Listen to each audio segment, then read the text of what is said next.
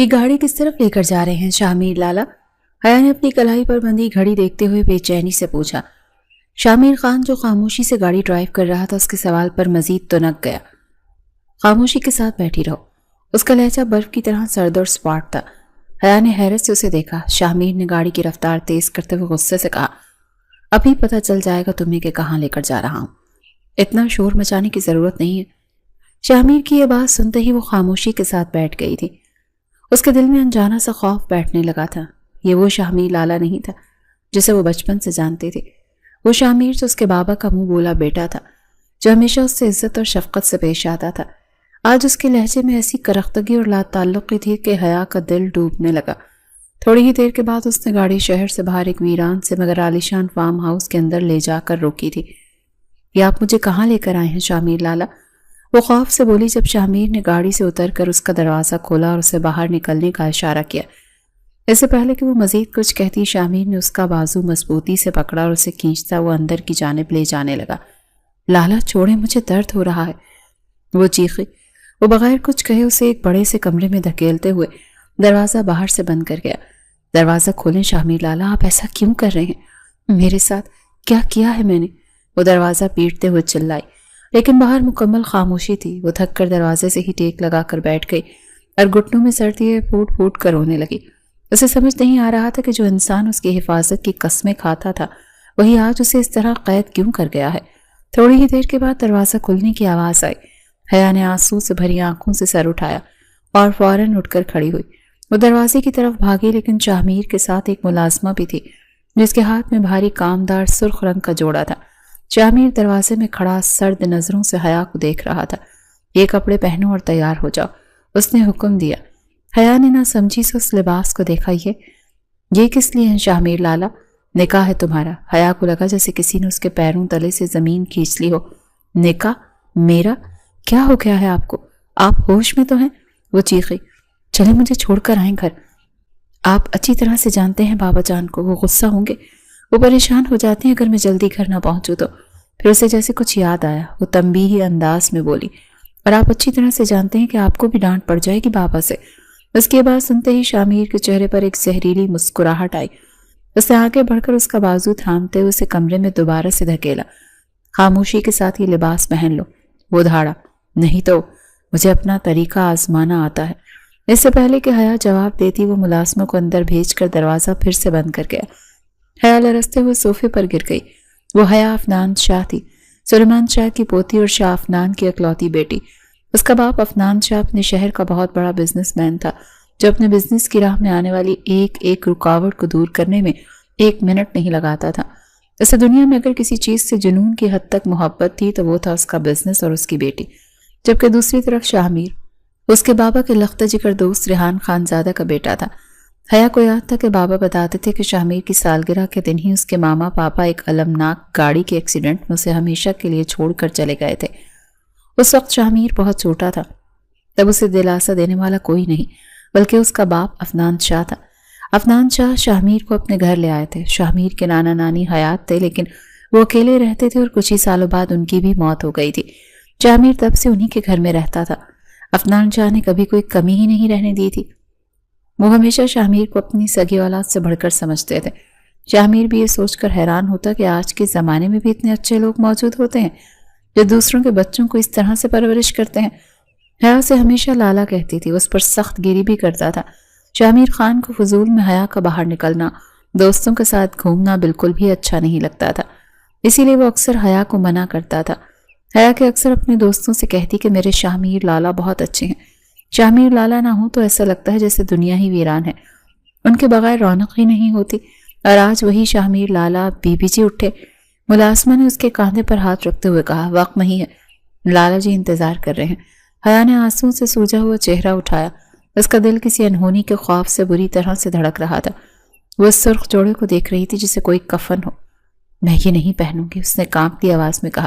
میں شامیر لالا سے بات کروں گی، وہ میرے ساتھ ایسا نہیں کر سکتے۔ بی بی جی ضد نہ کریں، ملازمہ نے بے چارگی سے کہا، وہ بہت غصے میں ہے، آپ کی بھلائی اسی میں ہے کہ جو وہ کہہ رہے ہیں چپ چاپ مان لیں۔ حیا بے بسی سے اٹھی، اس کے پاس کوئی راستہ نہیں تھا، اس نے انجان جگہ پر وہ بالکل تنہا تھی۔ کچھ دیر بعد دروازہ ایک بار پھر کھلا شاہمیر اندر داخل ہوا۔ اس کی نظریں تیار بیٹھی حیا پر پڑیں۔ ایک لمحے کے لیے اس کی آنکھوں میں کوئی انجانا تاثر ابھرا، لیکن اگلے ہی پل وہ پہلے سے زیادہ سرد اور بے رحم ہو گئی۔ حیا اسے دیکھتے ہی کھڑی ہو گئی اور بھاگ کر اس کے قدموں میں گر گئی۔ شاہمیر لالا، خدا کے لیے میرے ساتھ یہ ظلم نہ کریں۔ اس کے پاؤں پکڑ کر رو رہی تھی۔ بابا آپ پر کتنا بھروسہ کرتے ہیں، وہ آپ کو اپنی اولاد سے بڑھ کر چاہتے ہیں، آپ ان کے اعتماد کا خون کیسے کر سکتے ہیں؟ شاہمیر نے نفرت سے اسے دیکھا اور جھٹکے سے اپنے پاؤں چھڑائے۔ اولاد؟ وہ زہر خون لہجے میں ہنسا۔ وہی اولاد جو بچپن سے اس کے باپ کے ٹکڑوں پر پلتی رہی ہے؟ حیا نے چونک کر اسے دیکھا۔ لالا، آپ یہ کیسی باتیں کر رہے ہیں؟ وہی باتیں جو تمہارے باپ کو بہت پہلے سن لینی چاہیے تھی۔ اس نے حیا کا بازو پکڑ کر اسے وحشیانہ انداز میں کھڑا کیا۔ اب بہت ہو گیا تمہارا رونا دھونا، چلو میرے ساتھ۔ وہ اسے کھینچتا ہوا کمرے سے باہر لے آیا۔ باہر ایک وسیع لاؤنج تھا جہاں ایک مولوی صاحب، دو اجنبی آدمی جو شاید گواہ تھے، اور ان کے ساتھ دو بڑے خوفناک شکاری کتے کھڑے تھے۔ کتوں کی زنجیریں ان دو آدمیوں کے ہاتھوں میں تھیں۔ یہ منظر دیکھتے ہی حیا کی ریڑھ کی ہڈی میں سنسنی دوڑ گئی۔ یہ سب کیا ہے؟ وہ خوف سے پیچھے ہٹی۔ نکاح، شاہمیر نے اسے لاؤنج کے بیچ میں دھکیلتے ہوئے کہا۔ جہاں نکاح نامہ میز پر رکھا تھا، میں یہ نکاح نہیں کروں گی۔ حیا نے اپنی پوری ہمت جمع کرتے ہوئے چیخی۔ آپ میرے ساتھ زبردستی نہیں کر سکتے، یہ گناہ ہے۔ نکاح نامے پر دستخط کرو حیا، وہ غرایا۔ اس کی آواز اتنی خوفناک تھی کہ حیا جو روتے ہوئے اس کے خوف سے سانس رک چکی تھی، فوراً گہری سانس لی۔ مجھے جانے دیں شاہمیر لالا، میں نے آپ کا کیا بگاڑا ہے؟ وہ لرزتے ہوئے بولی۔ اس نے شاہمیر کا یہ روپ پہلی بار دیکھا تھا۔ میں نے کہا دستخط کرو ورنہ۔ وہ غصے سے اس کی طرف بڑھا۔ جیسے ہی اس نے ہاتھ اٹھایا، شاہمیر کے وہ پالتو کتے بھی بری طرح بھونکنے لگے۔ وہ دونوں کتے آگے بڑھے لیکن ان کے مالکوں نے زنجیریں کس کے کھینچ لیں۔ حیا کتوں کو اپنی طرف لپکتے دیکھ کر خوف سے چیخ مار کر پیچھے ہٹی۔ نہیں، انہیں روکو۔ دستخط کرو۔ شاہمیر نے قلم اس کے آگے کیا۔ حیا کے ہاتھ پیر کانپ رہے تھے۔ ایک طرف شاہمیر کی وحشت تھی تو دوسری طرف یہ خوفناک جانور۔ اس کے پاس مزاحمت کا کوئی راستہ نہیں بچا تھا۔ اس نے کانپتے ہاتھوں سے قلم پکڑا اور روتے ہوئے نکاح نامے پر دستخط کر گئی۔ مولوی نے جلدی جلدی نکاح پڑھایا۔ گواہوں نے دستخط کیے۔ شاہمیر نے سرد مسکراتی نظروں سے پہلے روتی ہوئی حیا کو اور پھر نکاح نامے کو دیکھا۔ ابھی تو بدلہ شروع ہوا ہے۔ حیا افنان شاہ اس کے کان کے قریب سرخوشی کرتے ہوئے بولا۔ تم تو ابھی سے رو رہی ہو، کیسا بدلہ شاہمیر لالا؟ حیا نے نکاح نامے سے نظریں ہٹا کر آنسوؤں میں ڈوبی ہوئی آنکھوں سے دیکھا۔ کیا بگاڑا ہے میں نے آپ کا یا میرے بابا نے؟ مولوی صاحب اور گواہ جا چکے تھے۔ ملازمہ بھی لاؤنج سے چلی گئی تھی۔ اب اس وسیع اور پرتعیش قید خانے میں وہ دونوں اکیلے تھے۔ شاہمیر نے نکاح نامہ اٹھایا اور احتیاط سے طے کر کے اپنی جیب میں رکھا۔ تم نے؟ وہ طنزیہ انداز میں مسکرایا۔ تم نے کچھ نہیں بگاڑا حیا، تم تو بس قیمت ہو۔ قیمت؟ کس چیز کی قیمت؟ وہ سمجھ نہیں پا رہی تھی۔ ان تمام احسانات کی قیمت جو تمہارے باپ عظیم افنان شاہ نے مجھ یتیم پر کیے ہیں۔ وہ اس کی طرف بڑھا۔ ان ٹکڑوں کی قیمت جو اس نے میرے آگے پھینکے، اس چھت کی قیمت جس کے نیچے اس نے مجھے پناہ دی۔ حیا کو اس کے الفاظ تیر کی طرح لگے۔ احسانات، ٹکڑے؟ آپ یہ کیا کہہ رہے ہیں لالا؟ بابا آپ سے اپنے سگے بیٹوں سے بھی زیادہ محبت کرتے ہیں۔ انہوں نے آپ کو پالا ہے، آپ کو اس قابل بنایا ہے۔ خاموش! وہ زور سے دھاڑا کہ حیا کانپ کر 2 قدم پیچھے ہٹ گئی۔ محبت؟ اس کی آنکھوں میں وحشت ناچ رہی تھی۔ وہ محبت نہیں تھی، وہ دکھاوا تھا، دنیا کو بتانے کے لیے کہ افنان شاہ کتنا بڑا مسیحا ہے۔ اس نے مجھے پالا نہیں، مجھے قید رکھا، اپنے احسانوں کے بوجھ تلے دفن کیا۔ آپ جھوٹ بول رہے ہیں، حیا نے روتے ہوئے کہا۔ میرے پاپا ایسے نہیں ہیں، وہ بہت ہی اچھے انسان ہیں۔ اچھے انسان؟ شاہمیر کا قہقہا پورے لاؤنج میں گونجا۔ تمہارا باپ ایک مجرم ہے، اس نے جان لی ہے کسی کی۔ حیا کو لگا جیسے اس کے کانوں میں سیسا پگھلا کر ڈال دیا گیا ہو۔ نہیں، بس کریں، ایک لفظ بھی مت کہیں میرے بابا کے بارے میں۔ وہ چیخی۔ آپ پاگل ہو گئے، آپ کو ہوش نہیں، آپ کیا کر رہے ہیں؟ میں بالکل ہوش میں ہوں حیا۔ اس نے اپنا لہجہ یکدم سرد کر لیا۔ اتنا ہوش میں کہ پچھلے کئی سالوں میں نہیں تھا، اور اب وقت آ گیا ہے کہ تمہارے باپ کو بھی اس کے گناہوں کا احساس دینا پڑے۔ کون سے گناہ؟ وہی گناہ جس کی وجہ سے آج میں یتیم ہوں اور تم اپنے باپ کے سائے میں شہزادیوں کی طرح پلی ہو۔ اس نے صفاقی سے کہا۔ اس نے میرا سب کچھ چھین لیا، اب میں اس کا سب کچھ چھین لوں گا۔ حیا کو اس کی باتیں کسی پہیلی کی طرح لگ رہی تھی، ایک خوفناک پہیلی جس کا جواب وہ جاننا نہیں چاہتی تھی، اور شروعات تم سے ہو چکی ہے۔ اس نے اپنی جیب سے نکاح نامہ نکال کر اس کے چہرے کے سامنے لہرایا۔ میں اس نکاح کو نہیں مانتی، وہ نفرت سے بولی۔ یہ زبردستی ہے، یہ ظلم ہے۔ تم مانو یا نہ مانو، شاہ میر نے کاندھے اچکائے، شرعی لحاظ سے تم میری بیوی ہو، میری ملکیت، اور اب میں تمہیں خود چھوڑ کر آؤں گا۔ حیا نے حیرت سے دیکھا۔ کیا مطلب؟ آپ مجھے گھر چھوڑ کر آئیں گے؟ اس کے دل میں امید کی ایک ننھی سی کرن جاگی۔ ہاں۔ اس نے اس کا بازو دوبارہ مضبوطی سے پکڑا تاکہ تمہارے باپ کو معلوم ہو سکے کہ جب کسی کے گھر کی بربادی ہوتی ہے تو اسے کتنی تکلیف ہوتی ہے، تاکہ وہ خود اپنی اکلوتی بیٹی کی رخصتی کا تماشا دیکھے۔ نہیں، وہ سمجھ گئی تھی کہ وہ اسے رہا نہیں کر رہا بلکہ عذاب کے اگلے مرحلے کی طرف لے جا رہا ہے۔ جو اسے کھینچتا وہ واپس گاڑی تک لایا اور اسے اندر بٹھا کر خود ڈرائیونگ سیٹ پر بیٹھ گیا۔ شاہ میر لالا پلیز ہوش کریں۔ وہ راستے بھر روتی رہی۔ آپ کو کوئی غلط فہمی ہوئی ہے، بابا ایسا نہیں کر سکتے، آپ ایک بار ان سے بات تو کریں۔ بات؟ اس نے گاڑی کی رفتار تیز کرتے ہوئے کہا۔ اب بات نہیں ہوگی حیا، اب صرف حساب ہوگا۔ گاڑی اسی حویلی کے سامنے جا کر رکی جہاں اس نے اپنا بچپن اور جوانی گزاری تھی، وہی گھر جسے وہ اپنا سمجھتا تھا، لیکن آج وہ اس گھر کو ہمیشہ کے لیے خیر آباد کہنے کے لیے آیا تھا۔ بدلے کا وقت آ چکا تھا۔ اس نے حیا کا ہاتھ پکڑتے ہوئے اسے گاڑی سے اتارا۔ بابا! حیا اسے دیکھتے ہی گیٹ کی طرف بھاگی، لیکن شاہ میر نے اسے پکڑ لیا۔ این اسی وقت عفنان شاہ جو شاید اسی کے انتظار میں لان میں ٹہل رہے تھے، گیٹ کھلنے پر چونک کر مرے۔ حیا بیٹا، تم نے یہ کیا پہنا ہوا ہے؟ عفنان شاہ نے اپنی بیٹی کو سرخ روسی لباس میں آنسوں سے بھیگے چہرے کے ساتھ دیکھ کر حیرت اور پریشانی سے پوچھا۔ بابا! حیا کی بچی کچھ ہی ہمت بھی اب باپ کو دیکھ کر جواب دے گئی۔ وہ روتے ہوئے اس کی طرف لپکی۔ بابا دیکھیں نا، شاہ-میر لالا نے… اس سے پہلے وہ اپنا جملہ مکمل کرتی شاہ-میر نے اسے ایک جھٹکے سے واپس اپنی طرف کھینچا۔ چپ! ایک لفظ بھی اور نہیں۔ یہ منظر دیکھ کر عفنان شاہ کا خون کھول اٹھا۔ شاہ-میر! وہ غصے سے دھاڑے۔ تمہاری ہمت کیسے ہوئی میری بیٹی کا ہاتھ اس طرح سے پکڑنے کی؟ اور یہ کیا بدتمیزی ہے؟ میں تم سے کچھ پوچھ رہا ہوں۔ شاہ-میر نے ایک سرد قہقہ لگایا۔ بدتمیزی؟ بدتمیزی تو آپ نے شروع کی تھی عفنان شاہ۔ اس نے عفنان شاہ کی طرف دیکھا جو اس کی بے باکی پر ششتر کھڑے تھے۔ عفنان شاہ نے خود کو سنبھالا۔ دیکھو شاہ-میر، جو بھی بات ہے اندر آ کر آ جاؤ، لنچ ایک ساتھ کرتے ہیں۔ انہوں نے ماحول کو پرسکون کرنے کی کوشش کی۔ میں لنچ کرنے نہیں آیا، شاہ-میر کا لہجہ سپاٹ تھا۔ تو پھر؟ عفنان شاہ نے بے چینی سے حیا کو دیکھا جو سسکیاں لے رہی تھی۔ اور یہ حیا نے کیا پہنا ہے؟ آخر معاملہ کیا ہے؟ تم اسے کہاں لے گئے تھے؟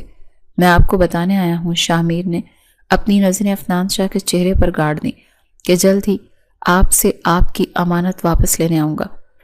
کیا مطلب ہے تمہارا؟ عفنان شاہ ایک دم بوکھلا گئے۔ کون سی امانت؟ فکر مند ہونے کی کوئی ضرورت نہیں۔ شاہ-میر نے طنزیہ مسکراہٹ کے ساتھ حیا کو آگے کیا۔ یہ رہی میری امانت۔ پھر اس نے وہ دھماکہ کیا جس کے لیے وہ آیا تھا۔ آپ کی بیٹی نے مجھ سے نکاح کر لیا ہے۔ ایک لمحے کے لیے وہاں مکمل سناٹا چھا گیا۔ عفنان شاہ کو لگا جیسے انہوں نے غلط سنا ہے۔ حیا کی ماں ثریا بیگم جو شور سن کر باہر آنے لگی تھی وہیں دہلیز پر ساکت ہو گئی۔ نہیں بابا! حیا پوری قوت سے چیخی۔ شاہ-میر جھوٹ کہہ رہے، انہوں نے زبردستی مجھ سے نکاح کیا ہے۔ مجھے فارم ہاؤس لے گئے تھے، وہاں کتے تھے۔ وہ ہسٹریائی انداز میں رونے لگی۔ حیا! ثریا بیگم چیخی۔ ہائے اللہ، یہ کیا کہہ رہے ہو شاہ-میر؟ تم نے ہماری بچی کے ساتھ کیوں کیا تم نے یہ شاہ-میر؟ عفنان شاہ شیر کی طرح دھاڑتے اس کی طرف لپکے۔ میں تمہیں زندہ نہیں چھوڑوں گا۔ تمہاری یہ ہمت؟ شاہ-میر نے عفنان شاہ کا ہاتھ ہوا میں ہی روک لیا۔ کیوں؟ اس نے نفرت سے کہا۔ اس لیے کہ آپ کی بیٹی نے خود اپنی مرضی سے مجھ سے نکاح کیا ہے۔ اس نے اپنی جیب پر ہاتھ مارا جہاں نکاح نامہ محفوظ تھا۔ میرے پاس ثبوت ہے۔ عفنان شاہ کا چہرہ غصے اور بے بسی سے سرخ ہو گیا۔ اب آپ بتائیں عفنان شاہ۔ شاہ-میر نے حیا کو دوبارہ اپنی طرف کھینچا۔ کب رخصت کر رہے ہیں اسے میرے ساتھ؟ کبھی بھی نہیں۔ عفنان شاہ چیخے۔ میں اس نکاح کو نہیں مانتا، یہ زبردستی ہے۔ میں ابھی پولیس کو بلاتا ہوں۔ تم نے میری بیٹی کو اغوا کیا ہے تو لو، شاہ-میر نے سکون سے کہا اور مڑ گیا۔ مجھے روک کر دکھائیں۔ وہ حیا کو گھسیٹتا ہوا واپس گاڑی کی طرف بڑھا۔ میں اسے ابھی اور اسی وقت لے کر جاؤں گا۔ نہیں حیا میری بچی۔ ثریا بیگم اس کے آگے پیچھے بھاگیں۔ شاہ-میر خدا کا واسطہ رک جاؤ، ہماری عزت کا تماشا نہ بناؤ۔ عفنان شاہ بھی اس کے پیچھے رک گئے۔ روکو اسے گارڈز، پکڑو اس لڑکے کو۔ لیکن شاہ-میر بہت تیز تھا، اس نے کسی ایک کی نہ سنی۔ حیا کو گاڑی میں دھکیلا، دروازہ لاک کیا اور اس سے پہلے کہ گارڈز گیٹ بند کرتے وہ گاڑی تیز رفتاری سے وہاں سے نکال کر لے گیا۔ حیا روتی رہی، بلکتی رہی، گاڑی کے شیشے پیٹتی رہی۔ لیکن اس نے اس کی ایک نہ سنی۔ اس نے گاڑی اس گھر کی طرف موڑ دی جہاں وہ اپنے ماں باپ کے مرنے سے پہلے رہتے تھے۔ وہ پرانا خاندانی گھر جسے عفنان شاہ نے ہمیشہ بند رکھا تھا۔ وہاں اب کافی تبدیلی آ چکی تھی، لیکن وہ اب یہیں رہنا چاہتا تھا، اپنے ماضی کے ساتھ اور اپنے بدلے کے ساتھ۔ گاڑی ایک پرانی ویران سی حویلی کے سامنے رکی، گرد و غبار میں اٹی۔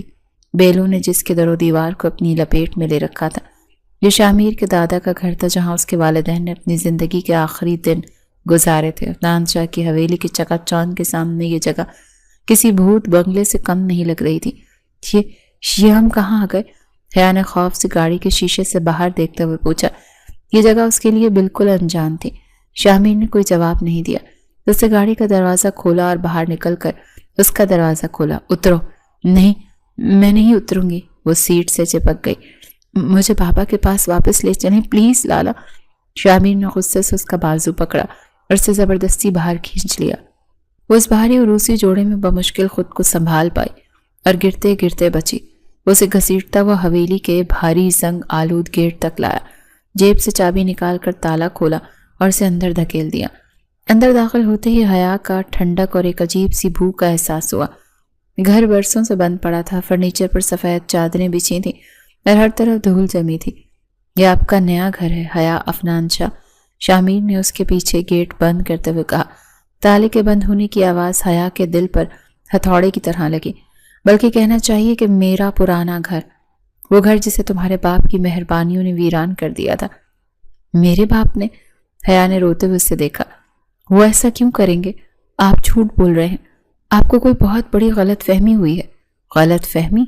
شامیر اس کی طرف پلٹا، اس کی آنکھوں میں سرخ ڈورے تیر رہے تھے۔ جس انسان کو میں نے اپنا باپ سمجھا، جس کے قدموں میں میں نے اپنی ساری عزت لا کر رکھ دی، وہ میرے ہی باپ کو جان سے مارا، یہ غلط فہمی ہے؟ حیا نے سناٹے میں اس کی بات سنی۔ آپ ہوش میں تو ہیں؟ بابا اور کسی کی جان لینے والے؟ یہ ناممکن ہے۔ آپ اس گھر میں رہتے ہوئے تمہیں ہر ناممکن بات ممکن لگے گی۔ اس نے اس کا ہاتھ چھوڑ دیا اور ایک چھوٹے سے گرد سے اٹے کمرے کی طرف اشارہ کیا۔ وہ تمہارا کمرہ ہے۔ حیا نے اس کمرے کو دیکھا جہاں بمشکل ایک ٹوٹی چارپائی اور ایک پرانی الماری رکھی تھی۔ اور یہ؟ شامیر نے اس کے سرخ عروسی جوڑے کو حقارت سے دیکھا۔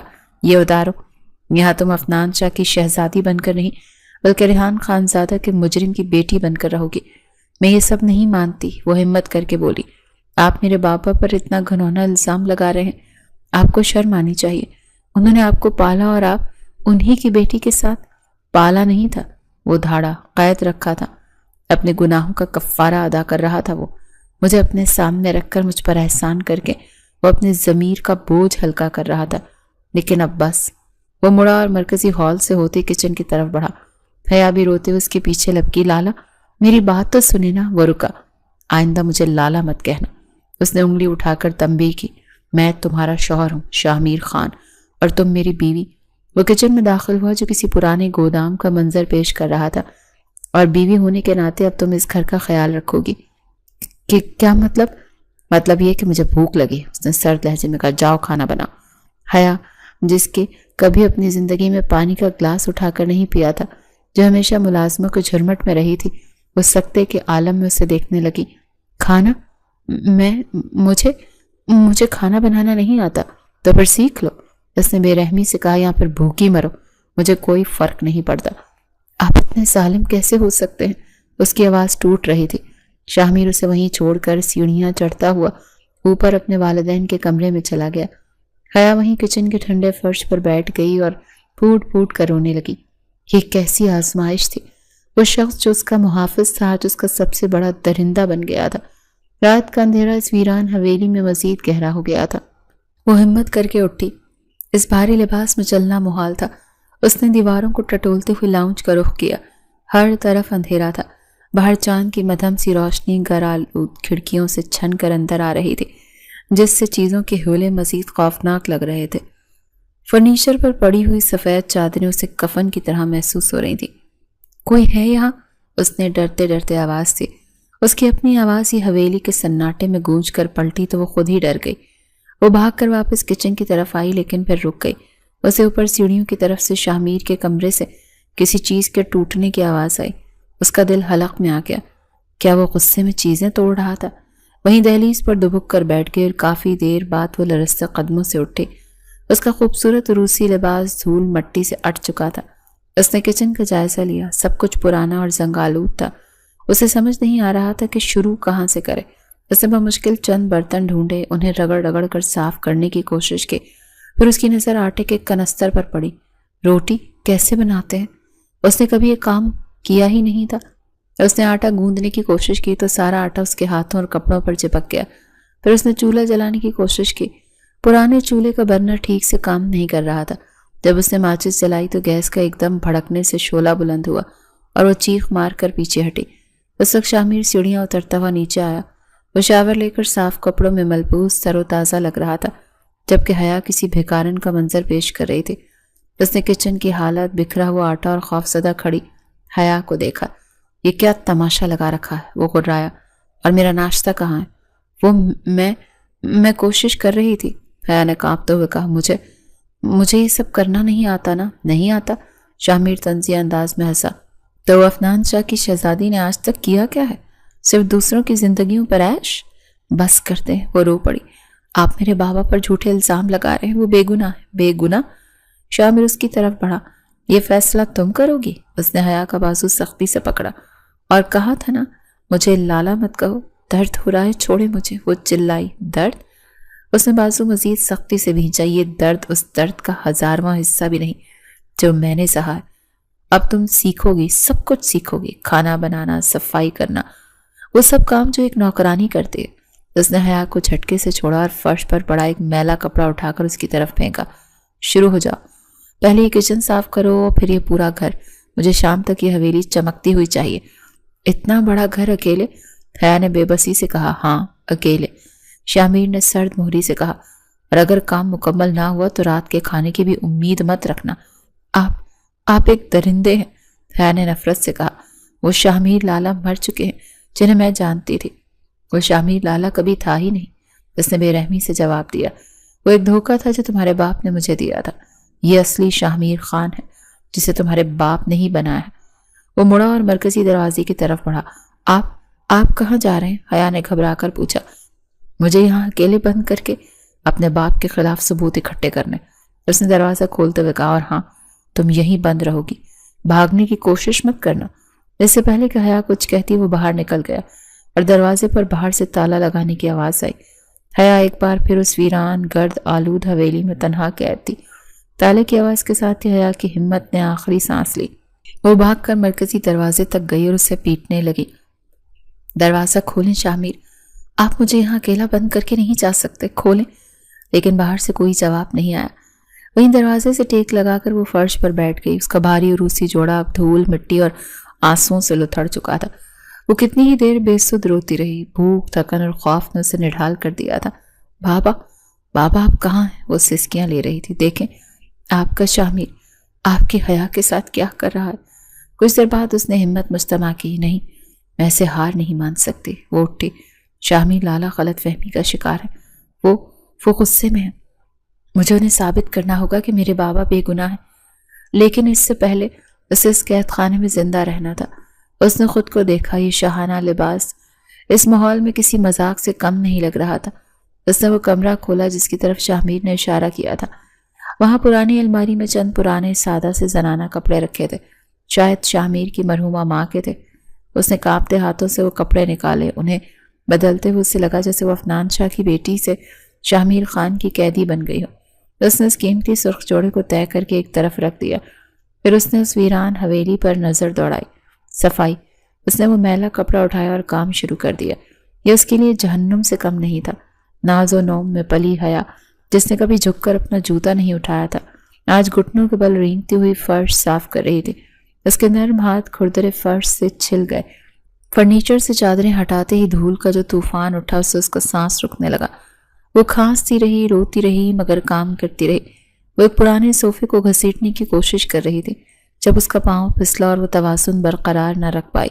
पास ही पड़ा एक कांच का पुराना गुलदान गिरकर टूट गया और उसका बड़ा नोकीला टुकड़ा सीधा उसके हाथ में पेवस्त हो गया। आह! वो दर्द से बिलबिला उठी। खून तेजी से बहने लगा। वो हाथ पकड़कर वहीं बैठ गई। आंसू का एक नया रेला उसके चेहरे को भिगो गया। اسے سمجھ نہیں آ رہا تھا کہ کیا کرے۔ اس نے بمشکل ہمت کر کے باتھ روم سے ایک پرانا تولیہ لیا اور اسے زخم پر کس کر باندھ لیا، لیکن خون رکنے کا نام نہیں لے رہا تھا۔ شام ڈھل گئی، حویلی میں پھر سے اندھیرا اترنے لگا۔ وہ تھک ہار کر بھوک اور درد سے نڈھال ہال کے بیچوں بیچ بیٹھی تھی جب باہر تالا کھلنے کی آواز آئی۔ شامیر اندر داخل ہوا۔ اس کی نظر سیدھی حیا پر پڑی، جو میلے کچیلے کپڑوں میں ہاتھ پر تولیہ لپیٹے فرش پر بیٹھی تھی۔ پھر اس نے ہال پر نظر دوڑائی۔ دھول کچھ کم تھی مگر چمکنے سے تو کوسوں دور۔ یہ کیا ہے؟ وہ سرد لہجے میں بولا۔ میں نے کہا تھا یہ گھر چمکتا ہوا چاہیے، یہ ہے تمہاری صفائی؟ میں نے کوشش کی، حیا نے روتے ہوئے کہا۔ یہ بہت بڑا ہے، مجھ سے اکیلے نہیں ہو رہا، اور میرا ہاتھ۔ اس نے اپنا زخمی ہاتھ آگے کیا۔ شامیر کی نظر ایک دم تولیے پر پڑی جو خون سے سرخ ہو چکا تھا۔ ایک سیکنڈ کے لیے، صرف ایک سیکنڈ کے لیے اس کے تاثرات بدلے۔ اس کی آنکھوں میں ایک انجانی سی تکلیف ابھری، لیکن اگلے ہی پل وہ دوبارہ پتھر کا ہو گیا۔ اسے اسپتال کا وہ دن یاد آ گیا۔ کچھ ماہ پہلے اس کے پاؤں میں فریکچر ہوا تھا۔ عفنان شاہ سے ملنے آیا تھا، تبھی ایک نرس نے اس کی فائل دیکھ کر کہا تھا کہ اوہ، آپ ریحان خان زادہ کے بیٹے ہیں؟ شامیر کو حیرت ہوئی تھی کہ وہ اس کے باپ کو کیسے جانتی ہے۔ جی، شامیر نے کہا۔ نرس بولی، عفنان صاحب اور آپ کے والد اپنے ایکسیڈنٹ سے چند منٹ پہلے یہاں اسپتال کے کیفے میں تھے۔ شامیر چونکا تھا۔ یہاں؟ نرس نے کہا، ہاں، کسی بزنس پیپرز پر بہت اونچی آواز میں بحث کر رہے تھے۔ مجھے اچھی طرح یاد ہے، یہی وہ چنگاری تھی جس نے شامیر کے دل میں شک کا بیج بویا تھا۔ اس کے بعد اس نے تحقیق شروع کی اور جو کچھ سامنے آیا اس نے اسے اندر تک چلا کر راکھ کر دیا۔ اس نے جھٹکے سے ان یادوں کو دماغ سے نکالا۔ ہاتھ کٹ گیا تو مر نہیں گئی تم، اس نے بے رحمی سے کہا۔ میں کل سے بھوکی ہوں، وہ چیخی۔ آپ کو ذرا رحم نہیں آتا؟ شامیر کچن کی طرف بڑھا۔ حیا امید سے اس کے پیچھے کی کہ شاید اسے ترس آ گیا ہو۔ شامیر نے فریج کھولا جو اس نے آتے ہوئے شاید کچھ سامان سے بھر دیا تھا، اور اس میں سے ڈبل روٹی کا ایک پیکٹ اور پانی کی بوتل نکال کر میز پر پٹ گئی۔ کھا لو، اس نے کہا، اور شکریہ کرو، یہ بھی دے رہا ہوں۔ صرف ڈبل روٹی؟ صبح تک یہ کچن اور لاؤنج مکمل صاف چاہیے۔ اس نے حیا کی بات کو نظر انداز کرتے ہوئے حکم دیا، ورنہ کل یہ بھی نہیں ملے گا۔ وہ مڑا اور سیدھا سیڑھیاں چڑھنے لگا۔ آپ ایسے نہیں کر سکتے، حیا نے ہمت کر کے کہا۔ میرے باپا بے گناہ ہیں، آپ کے پاس کوئی ثبوت نہیں ہے، آپ صرف بدلہ لے رہے ہیں۔ شامیر سیڑھیوں پر رکا۔ وہ پلٹا اور اس کی آنکھوں میں دیکھ کر مسکرایا۔ ثبوت؟ اس نے ایک سیاہ سرد قہقہہ لگایا۔ بہت جلد ثبوت بھی تمہارے سامنے لا کر رکھ دوں گا، حیا عفنان شاہ، اور اس دن تم اپنے باپ کے نام سے بھی نفرت کرو گی۔ وہ شامیر کے قدموں کی آواز کو اندھیرے میں ڈوبتے ہوئے سنتی رہی۔ آنکھوں سے آنسو اب بھی جاری تھے، لیکن اب ان میں بے بسی سے زیادہ ضد تھی۔ وہ سوکھی بریڈ کے ٹکڑے کو دیکھتی رہی جو وہ میز پر پٹک گیا تھا۔ بھوک سے اس کی آنتیں قل ہو اللہ پڑ رہی تھیں۔ اس نے کانپتے ہاتھوں سے ٹکڑا اٹھایا اور اسے کھانے لگی۔ سوکھا نوالا اس کے حلق میں اٹک گیا تھا، لیکن وہ اسے پانی کے گھونٹ کے ساتھ نکل گئی۔ میں تمہیں جیتنے نہیں دوں گی شامیر خان، اس نے خود سے کہا۔ تمہیں میرے بابا کو بے گناہ ثابت کر کے دکھاؤں گی۔ اس نے اپنے زخمی ہاتھ کو دیکھا۔ خون اب بھی رس رہا تھا اور درد کی ٹیسیں دماغ تک جا رہی تھیں۔ وہ ہمت کر کے اٹھی اور گھر میں کسی فرسٹ ایڈ باکس کی تلاش شروع کی۔ ایک پرانی زنگالوت الماری کے نچلے خانے میں اسے ایک ڈبہ ملا۔ اس میں پرانی روئی، ایک اینٹی سیپٹک لوشن کی تقریباً خالی بوتل اور چند پٹیاں تھیں۔ اس نے بمشکل اپنے زخم کو صاف کرنے کی کوشش کی۔ لوشن لگتے ہی وہ درد سے چیخ پڑی، لیکن اس نے اپنے ہی منہ پر ہاتھ رکھ کر اپنی آواز کو دبا دیا۔ اس نے خود ہی پٹی باندھی، لیکن وہ اناڑی پن سے لپٹی تھی۔ پھر اس نے دوبارہ صفائی کا کام شروع کر دیا۔ وہ رو رہی تھی، سسک رہی تھی، لیکن اس کے ہاتھ مشین کی طرح چل رہے تھے۔ وہ جانتی تھی کہ اگر وہ رک گئی تو شامیر اسے زندہ نہیں چھوڑے گا۔ رات گہری ہوتی گئی۔ وہ لاؤنج کے فرش کو رگڑتے رگڑتے کب وہیں فرش پر گری اسے ہوش نہ رہا۔ اس کا جسم بخار سے تپ رہا تھا اور زخم میں شدید انفیکشن ہو گیا تھا، اور اس کا بازو سوج کر کپا ہو گیا تھا۔ دیر رات شامیر حویلی واپس لوٹا۔ اس کے ہاتھ میں ایک فائل تھی جسے وہ ایک قابل اعتماد آدمی سے لے کر آیا تھا۔ وہ ثبوتوں کو آخری بار دیکھنا چاہتا تھا۔ اس نے تالا کھولا اور اندر داخل ہوا۔ لاؤنج میں مکمل اندھیرا تھا۔ اسے غصہ آیا کہ حیا نے لائٹ تک نہیں جلائی۔ کہاں مر گئی؟ وہ غرایا۔ تبھی اس کی نظر فرش پر پڑی جہاں حیا بے سدھ پڑی تھی۔ ڈرامے مت کرو حیا، اس کی طرف بڑھا۔ اٹھو۔ اس نے اسے جھنجھوڑنے کے لیے کاندھے پر ہاتھ رکھا، لیکن اس کا جسم آگ کی طرح تپ رہا تھا۔ حیا؟ وہ چونکا۔ اس نے جلدی سے لائٹ جلائی۔ حیا کا چہرہ بخار سے سرخ تھا، ہونٹ خشک اور پپڑائے ہوئے تھے۔ اس کے نظر حیا کے بازو پر پڑی جو بری طرح سے سوجا ہوا تھا اور پٹی کے کناروں سے پیپ رس رہی تھی۔ ایک لمحے کے لیے شامیر کا دل جیسے کسی نے مٹھی میں لے لیا ہو۔ نہیں، میں اسے مارنا نہیں چاہتا تھا، وہ بوکھلا گیا۔ اس کا سارا غصہ، سارا انتقام جیسے کافور ہو گیا۔ اسے حیا کا وہ بچپن کا معصوم چہرہ یاد آیا جب اسے لالا کہہ کر پکارتی تھی۔ لعنت ہو مجھ پر، اس نے خود سے کہا۔ اس نے ایک پل بھی ضائع کیے بغیر حیا کو اپنی باہوں میں اٹھایا۔ وہ پھول کی طرح ہلکی سی تھی۔ وہ اسے اس گرد آلود کمرے کے بجائے بھاگتا ہوا سیڑھیاں چڑھا اور اوپر اپنے کمرے میں لے آیا۔ اس نے اسے احتیاط سے اپنے بستر پر لٹایا۔ وہ بھاگ کر فرسٹ ایڈ لایا، وہ کٹ جو وہ اپنے لیے رکھتا تھا۔ اس نے جلدی سے اس کی پرانی پٹی کاٹی۔ زخم کا منظر خوفناک تھا۔ اس نے غصے اور تکلیف کے ملے جلے تاثرات کے ساتھ زخم کو صاف کیا۔ اسے نئی دوائی لگائی اور احتیاط سے نئی پٹی باندھی۔ اس کے ہاتھ کانپ رہے تھے۔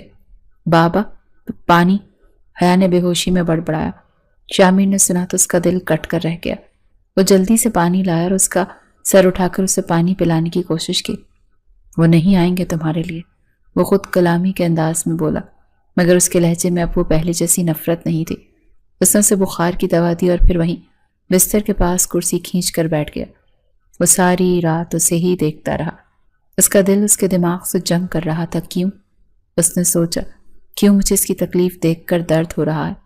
یہ تو اس مجرم کی بیٹی ہے، مجھے تو خوش ہونا چاہیے۔ صبح جب حیا کی آنکھ کھلی، ایک لمحے کے لیے اسے سمجھ نہ آیا کہ وہ کہاں ہے۔ چھت ناآشنا تھی۔ پھر سے اپنے جسم میں اٹھتے درد کا احساس ہوا، لیکن بخار ٹوٹ چکا تھا۔ اس نے اپنے ہاتھ کو دیکھا جس پر صاف پٹی بندھی تھی۔ تبھی اس کی نظر کرسی پر پڑی جہاں شامیر بے آرام سی حالت میں سو رہا تھا۔ اس کا سر ایک طرف ڈھلکا ہوا تھا اور چہرے پر انتقام کے بجائے ایک عجیب سی تھکن تھی۔ حیا کو یقین نہیں آیا، یہ وہی شخص تھا جس نے اسے کل سے بھوکا رکھا تھا۔ جیسے ہی حیا نے ہلنے کی کوشش کی، شامیر کی آنکھ کھل گئی۔ حیا کو جاگتا دیکھ کر اس کے چہرے پر فوراً وہی سرد مہری اور بے رخی لوٹ آئی۔ وہ تیزی سے اٹھ کر کھڑا ہوا۔ تم آپ نے میری مدد کی؟ حیا نے کمزور آواز میں پوچھا۔ غلط فہمی میں مت رہنا، شامیر نے کرخت لہجے میں کہا۔ ایک مردہ قیدی میرے کسی کام کا نہیں۔ میرا بدلہ بھی پورا نہیں ہوا، اور میرا بدلہ تبھی پورا ہوگا جب تمہارا باپ تمہیں ٹوٹی ہوئی حالت میں دیکھے گا، مرا ہوا نہیں۔ وہ دروازے کی طرف بڑھا۔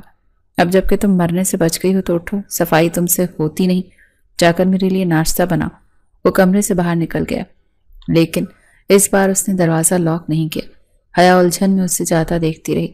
اس کے الفاظ زہر سے بھرے تھے، لیکن اس کی آنکھوں میں وہ نفرت نہیں تھی جو اس نے پہلے دن دیکھی تھی۔ حیا نے آنکھیں کھولی تو ایک لمحے کے لیے وہ خود کو پہچان نہ پائی۔ وہ ایک نرم بستر پر تھی، کمرہ صاف ستھرا اور اس کے ہاتھ پر صاف پٹی بندھی تھی، جس سے اب درد کے بجائے ہلکی سی ٹھنڈک کا احساس ہو رہا تھا۔ یہ وہ گرد آلود ٹوٹا ہوا کمرہ نہیں تھا جو اسے دیا گیا تھا، یہ شامیر کا کمرہ تھا۔ اسے رات کی دھندلی سی یادیں آنے لگیں۔ وہ بے ہوش ہو گئی تھی، پھر شامیر اسے اٹھا کر لایا تھا۔ اس نے اس کے زخم کو صاف کیا تھا، اسے دوا دی تھی، پھر وہ نفرت، وہ غصہ، وہ سب کیا تھا؟ وہ الجھن میں پڑ گئی۔ دروازہ لاک نہیں تھا۔ وہ ہمت کر کے بستر سے اتری۔ جسم ابھی بھی کمزور تھا، لیکن اب اس کا بخار اتر چکا تھا۔ وہ لنگڑاتی ہوئی کمرے سے باہر نکلی اور سیڑھیاں اتر کر نیچے کچن میں آئی۔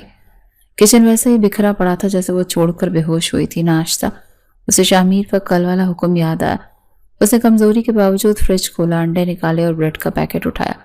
اس کے ہاتھ کانپ رہے تھے۔ اس نے بمشکل چولہا جلایا اور ایک پین میں انڈا توڑ کر ڈالا۔ کیا کر رہی ہو؟ شامیر کی آواز پر وہ بری طرح اچھلی۔ انڈے کی زردی پین سے باہر گر گئی۔ اس کے پیچھے کھڑا اسے دیکھ رہا تھا۔ اس کے چہرے پر تاثرات پڑھنا ناممکن تھا۔ وہ ناشتہ آپ کے لیے، اس نے گھبرا کر کہا۔ میرے لیے؟ شامیر نے اس کے زخمی ہاتھ اور کانپتے وجود کو دیکھا۔ تم تو خود سیدھی کھڑی نہیں ہو پا رہی ہو۔ آپ نے کہا تو تھا، میں نے کہا تھا۔ اس نے بات کاٹی اور اس کے قریب آیا۔ اس نے حیا کے ہاتھ سے چمچ لے لیا۔ لیکن میں نے یہ نہیں کہا تھا کہ مرتے مرتے یہ کام کرو۔ حیا نے حیرت سے اسے دیکھا۔ شامیر نے پین کو چولہے سے ہٹایا اور خود بریڈ کے 2 سلائس ٹوسٹر میں ڈالنے لگا۔ یہ خاموشی، یہ غیر متوقع رویہ حیا کے لیے اس کے غصے سے زیادہ خوفناک تھا۔ آپ یہ کیوں کر رہے ہیں؟ کیونکہ میں چاہتا ہوں کہ تم زندہ رہو۔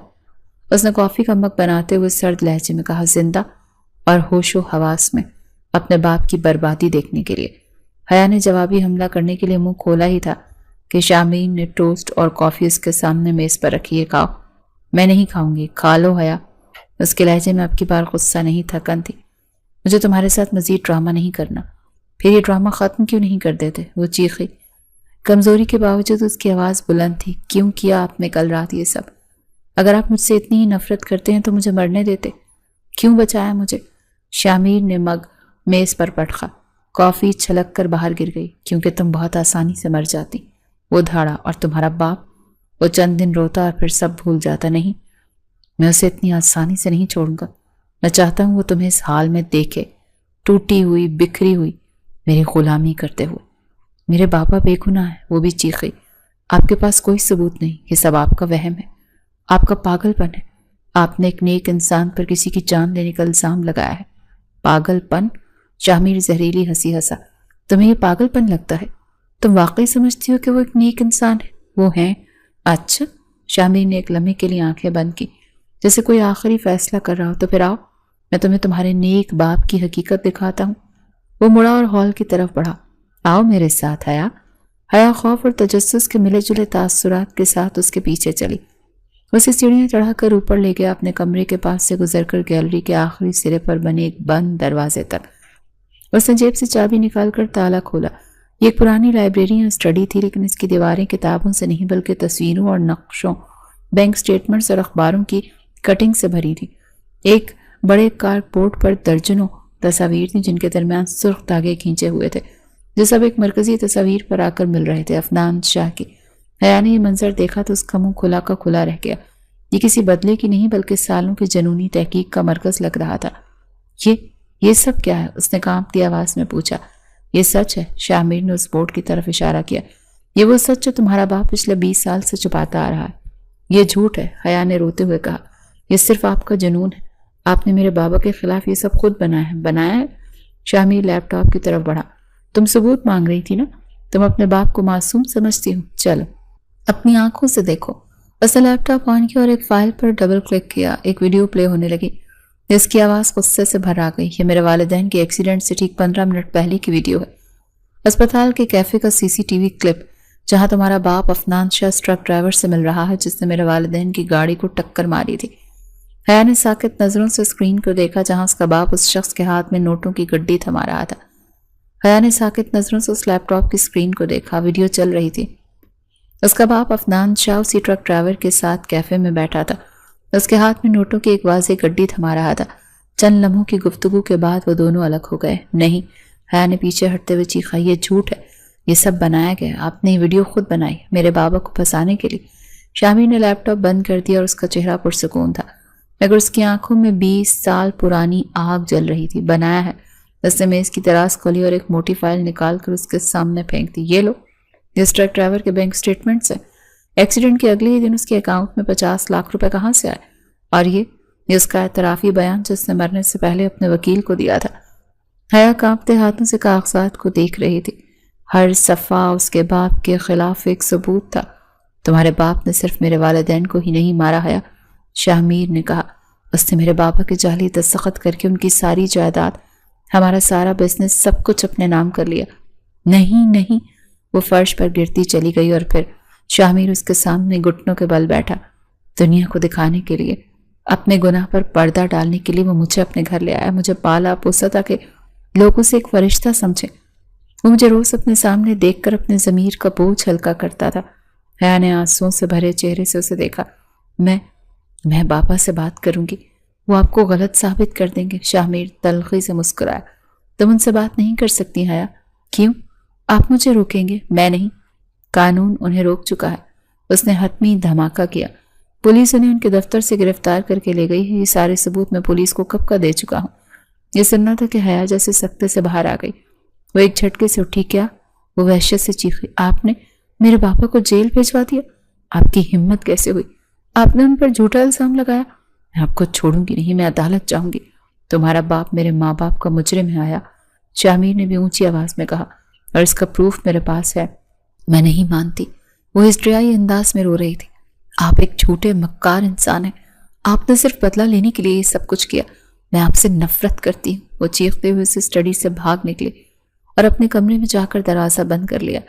کئی دن گزر گئے، حویلی میں ایک برفانی خاموشی تاری تھی۔ آج شامیر کو حیا پر بہت پیار آ رہا تھا۔ وہ دروازے کے باہر کھڑا اسے کمرے سے سسکتے ہوئے سن سکتا تھا۔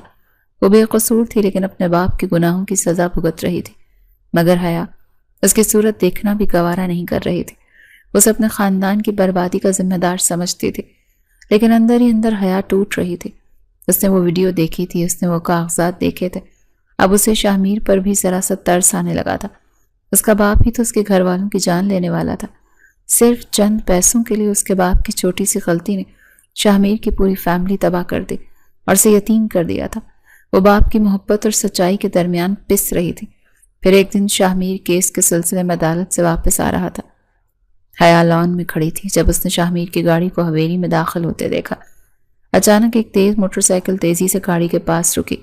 اس پر 2 نقاب پوش سوار تھے۔ عدنان شاہ سے دشمنی تجھے مہنگی پڑے گی، ایک شخص چیخا۔ اس سے پہلے کہ شاہ کچھ سمجھ پاتا، دوسرے شخص نے پستول نکالا اور فائر کر دیا۔ شاہ حیا کی چیخ فضا میں بلند ہوئی۔ شاہ کے کاندھے پر وار کیا گیا اور وہ لڑکھڑا کر زمین پر گر گیا۔ موٹر سائیکل سوار تیزی سے فرار ہو گئے۔ اس ایک لمحے میں حیا کے دل سے باپ کی محبت، نفرت، غصہ سب کچھ نکل گیا۔ اسے صرف وہ شخص نظر آ رہا تھا جو زمین پر زخمی پڑا تھا۔ اس دن حیا کو اندازہ ہوا تھا کہ وہ اس سے کتنی محبت کرتی ہے۔ اسپتال کے کمرے میں شاہ نے آنکھیں کھولی۔ اس کا بازو پٹیوں میں جکڑا تھا۔ پہلی چیز جو اس نے دیکھی وہ حیا تھی، جو اس کا ہاتھ تھامے اس کے پاس ہی کرسی پر بیٹھی رو رہی تھی۔ تم؟ شاہ نے کمزور آواز میں کہا۔ یہاں کیا کر رہی ہوں؟ خاموش رہیں، حیا نے اس کے ہونٹوں پر انگلی رکھتے ہوئے کہا۔ بالکل خاموش۔ تمہیں تو خوش ہونا چاہیے، تمہارے باپ کا دشمن۔ وہ میرے باپ کا دشمن نہیں۔ حیا نے اس کا ہاتھ مضبوطی سے پکڑ لیا۔ وہ میرا شوہر ہے۔ اس نے شاہ کی آنکھوں میں دیکھا۔ جس دن آپ پر مہرا ہوا مجھے لگا میری دنیا ختم ہو گئی ہے۔ مجھے احساس ہوا کہ میرے باپ نے تو صرف آپ کے والدین کو مارا تھا، لیکن میں تو آپ کو روز مار رہی تھی۔ وہ جھکی اور اس کا ہاتھ چوم لیا۔ میں ہمیشہ آپ کا ساتھ نبھاؤں گی، میں کبھی آپ کو نہیں چھوڑوں گی، چاہے اس کے لیے مجھے پوری دنیا ہی کیوں نہ چھوڑنی پڑ جائے۔ شاہ کی آنکھوں میں جو انتقام کی آگ سی جلتی رہتی تھی آج نمی تھی۔ میرا باپ اپنے گناہوں کی سزا کاٹ رہا ہے، حیا نے آنسو صاف کرتے ہوئے کہا، لیکن میں اپنی باقی زندگی آپ کے زخموں پر مرہم رکھ کر گزارنا چاہتی ہوں۔ حیا نے اپنا ماضی، اپنی دولت، سب کچھ چھوڑ دیا تھا۔ اسے پوری دنیا چھوڑی، لیکن ایک اس شخص کو ضرور اپنایا جسے وہ اب محبت سے چاہتی تھی۔ شاہ نے اپنا دوسرا ہاتھ بڑھا کر اس کے آنسو پہنچے۔ بدلے کی آگ بجھ چکی تھی اور محبت کی ایک نئی شروعات ہو رہی تھی۔